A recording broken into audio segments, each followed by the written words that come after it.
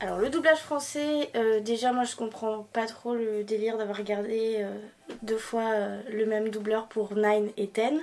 Il existe. Très vintage pour Tom Baker, et puis très bon sur le reste de la série. D'assez bonne qualité, mais bon, préférez quand même la VO. C'est rigolo, mais c'est moins bien que la VO. Le doublage français, il y a des saisons il est bien, il y a des saisons il est moins bien, c'est assez variable, mais de manière générale je pense qu'il est d'assez bonne facture mais que je suis juste pas la cible. Ça dépend duquel on parle, celui de la série classique est excellent, celui du téléfilm de 96, tellement nul qu'excellent, celui de la nouvelle série, ça dépend.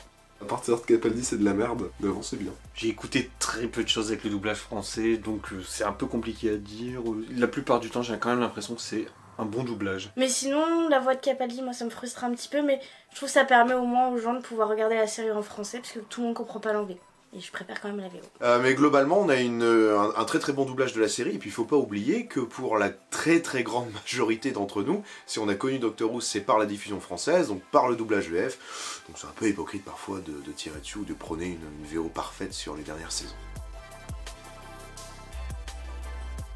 Un chef-d'œuvre incompris. C'est du Doctor Who un peu à la sauce américaine, mais moi j'aime beaucoup. Puis McGann, je trouve, un très bon docteur. Et puis Eric Roberts, pourquoi pas en mettre. C'est pas le plus marquant, mais bon, c'est un acteur hollywoodien quoi. Je sais qu'aujourd'hui c'est la mode de dire que c'était bien. Non, c'est mauvais, c'est mal écrit. Le seul point positif c'est McGann, sinon tout est acheté. Moi je l'aime beaucoup, il est un peu kitsch et beaucoup ancré dans sa période, mais il est cool. J'aime bien le Master Terminator. Paul McGann est un excellent docteur, mais alors le téléfilm est catastrophique, et puis le départ de Sylvester McCoy, sérieux, il méritait mieux que ça. Le téléfilm de 96 il a des défauts mais je l'aime bien quand même. Et je pense que de toute façon il faut l'avoir regardé quand même parce que c'est une liaison très intéressante entre les classiques et la new. Pas si mal que ça. Après c'est pas non plus, c'est pas le grand film qu'on aurait pu attendre dans les années 90. Il y a beaucoup de choses dedans, en tout cas qui me plaisent pas forcément de trop, comme le fait de rendre le docteur à moitié humain, ce qui fait que c'est un peu gênant parce que comme c'est dans la série on peut considérer ça plus ou moins comme officiel.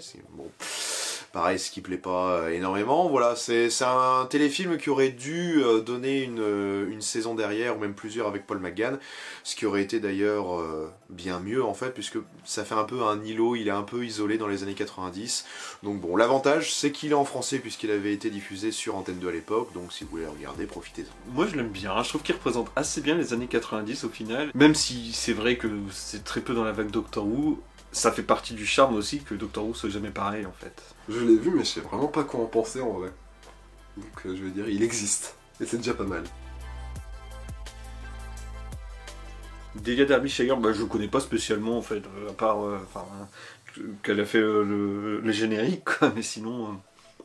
Merci à elle, tu fais des bons bruitages et de la bonne musique. Eh ben, elle a fait un boulot incroyable. Grâce à elle, elle a créé un thème, l'un des thèmes de générique les plus célèbres du monde, avec Ron Greiner évidemment.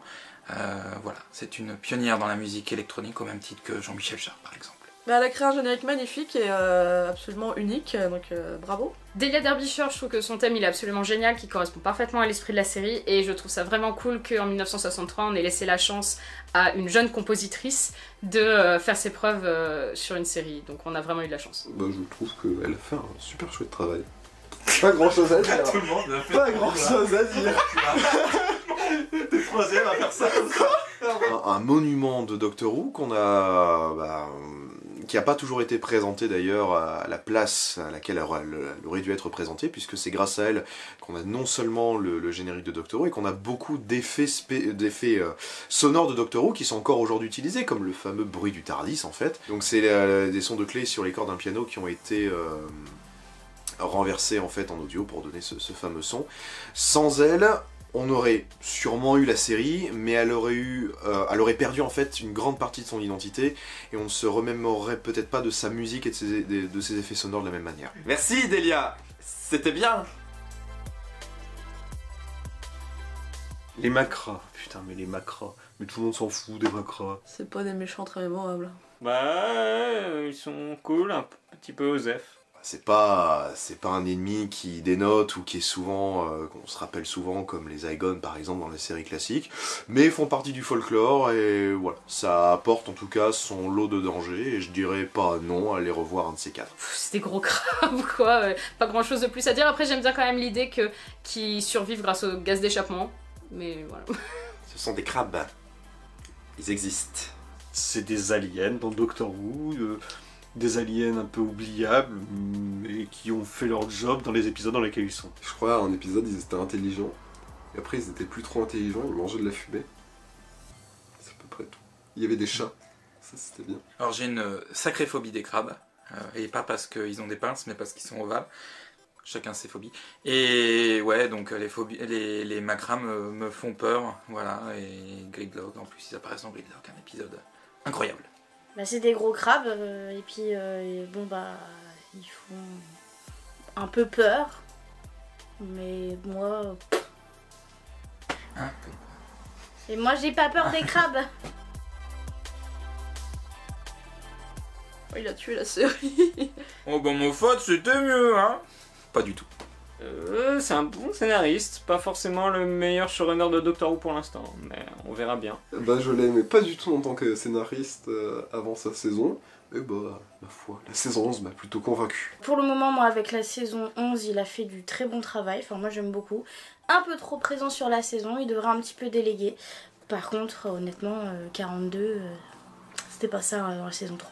Eh ben, il est beaucoup critiqué, pourtant, autant en tant que scénariste, je trouve des fois qu'il a des défauts. En tant que showrunner, je trouve qu'il a su renouveler la série.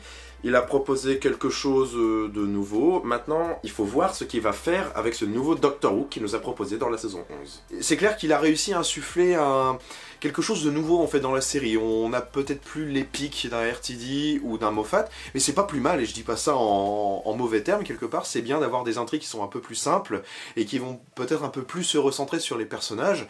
Ça peut même donner parfois à certaines histoires un aspect un peu plus classique. Je pense que c'est un petit peu trop tôt pour faire le procès de Chris Chibnall alors qu'il a fait qu'une seule saison. J'attends de voir ce qu'il va faire après. Moi cette saison elle m'a plu, même si j'ai pas trop aimé les épisodes que lui a écrits. J'aime beaucoup sa façon de présenter les personnages, que ce soit dans Doctor Who ou dans tout ce qu'on connaît de lui. Après, c'est sûr qu'il a fait beaucoup d'épisodes très moyens, on l'excuse, et on voit ce qu'il va faire dans les prochaines saisons. Meilleur showrunner que scénariste, je pense.